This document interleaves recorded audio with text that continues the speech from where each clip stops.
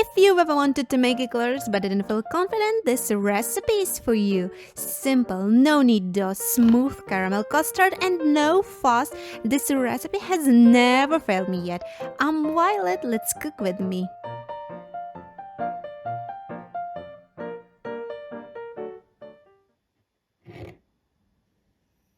First, let's make the custard cream. Pour sugar and cornstarch into a thick bottom pan.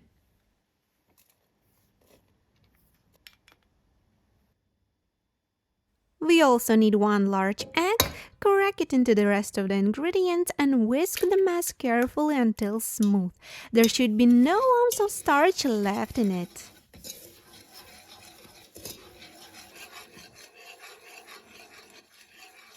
The next one, gradually pour in 300 milliliters of milk while stirring the mass until completely smooth. The sugar and starch should dissolve totally. Now we just need to brew our cream. Put the pan on a medium heat and stir the mass constantly with a whisk so that it doesn't burn to the bottom of the pan and the starch doesn't form lumps.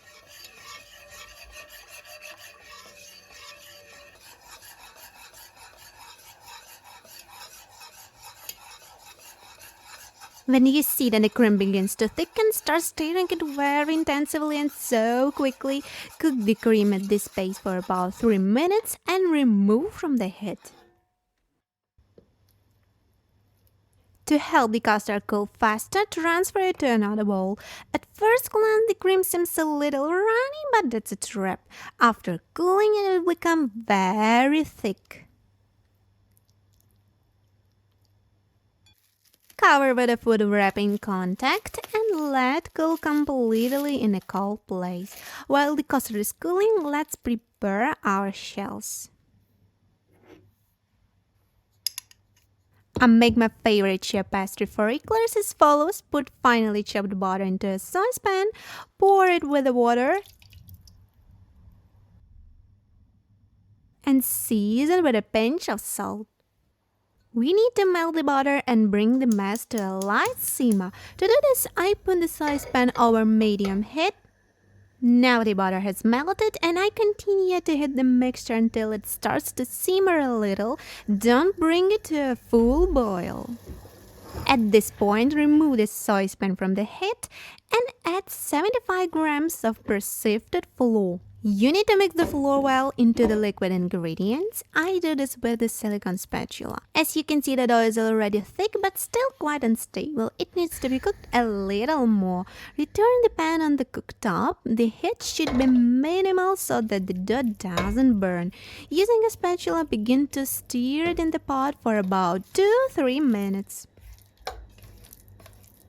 How do you know when the dough is ready? It's very simple. If it has become a dense ball and you can roll it around the perimeter of the pan with a spatula, as you can see in the video. After kneading, the dough needs to be cooled well. I transfer it to another bowl and use a spatula to spread it out in a thin layer around the perimeter. This way it will cool quickly and we can continue faster. I've already prepared 2 eggs, a total weight of 80 grams. And we can continue. Oh no, full start. It is still hot. Let's wait until the dough has cooled completely. Check the temperature of the dough by touching it with the back of your hand. If you don't feel any heat from the dough, it means you can definitely continue kneading. Now gradually pour the eggs into the cool dough. I mix them so good with a whisk until smooth. The dough is still quite thick and difficult to stir, but the second part of the eggs will bring it to the right consistency. The finished dough should be lump-free, very smooth, neither too thick nor too thin. If you can draw an improvised figure 8 with a ribbon of dough, the dough will not tear apart or run. That means that the consistency is perfect. To shape the eclairs, I usually use a piping tip called Open Star, size 366. I bake them on an eclair mat which already has markings and perforated surface for better airflow. I bought it a long time ago and don't even remember where, but that's not a problem. You can bake on a simple parchment paper, make your own markings with a pencil, or if you have a good sense, shape them by eye. Using a pastry bag, I pipe the eclairs onto the mat. My eclairs are about 10 centimeters long. As you may have noticed, the ends may remain uneven. To round them off as much as possible, take some ice water, dip your finger in it slightly, and smooth out the dough where necessary.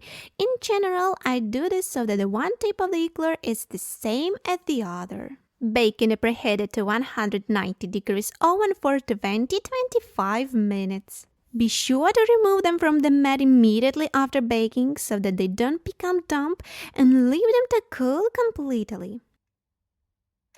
While the shells are cooling, let's finish our cream. For this, whip 180 grams of butter with a hand mixer. Do it for about 7-8 minutes on the high speed until it increases nicely in volume. At this stage, add 60 grams of thick caramel syrup and my beloved pinch of salt to the butter. Salt goes very well with the caramel. It's not salty caramel as you might think, but just a slight salty note. And again, mix everything together well with a mixer.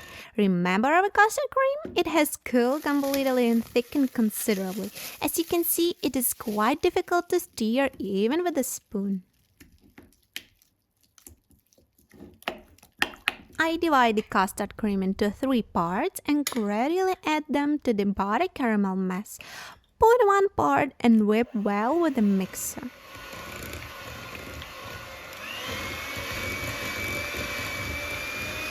Add the second one and mix everything well again, and continue until all the custard cream is well whipped with the butter.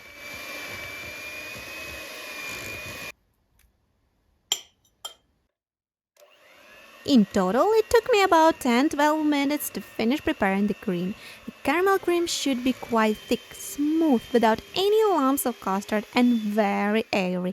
And now it's time to fill our eclairs. To do this, you have to make holes in the bottom of the shell through which you will fill them with the cream. I do this with a sharp piping tip for eclairs, but you can use any other sharp object. The most important thing is to make 2-3 deep round holes below.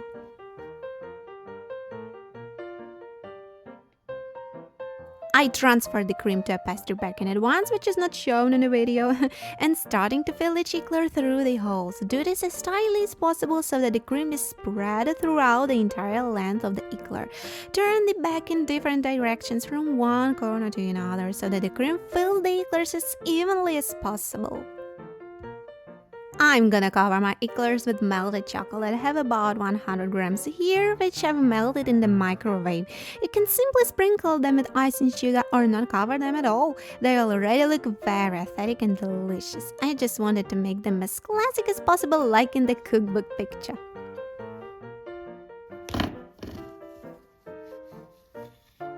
That's all for today. More recipes next week. See you next time. Big hug, yours Violet.